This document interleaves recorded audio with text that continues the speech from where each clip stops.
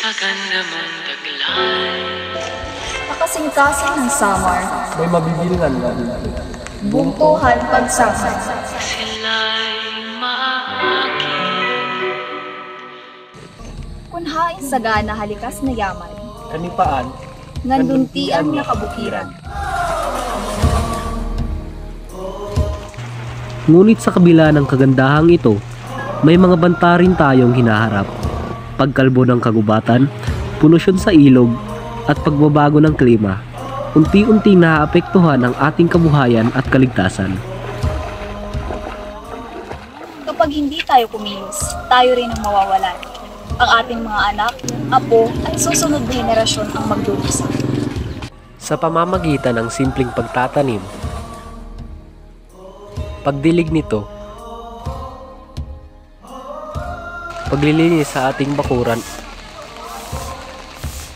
at paghihikayat sa ating mga kaibigan, ay maaari tayong makatulong.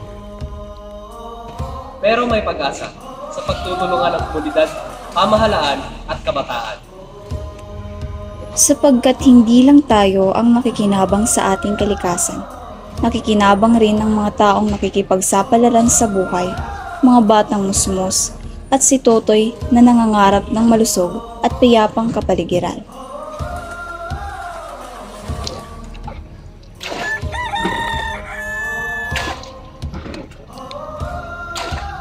Ang pagsanga ng aton urokyan, lahat tayo ang tagapangalaga nito. Kapag sama-sama, kaya nating mapanatili ang ganda at yaman ng ating bayan.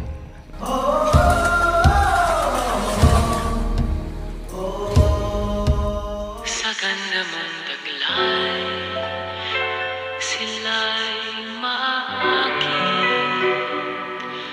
Kapag tinapuan ang tanaw, mabibigay ang Ako nga po pala si Binibining Dian Rosby Alvarez mula sa Grade 11 GA Faith. Ako nga po pala si Ginoong James Guy mula sa GA Faith.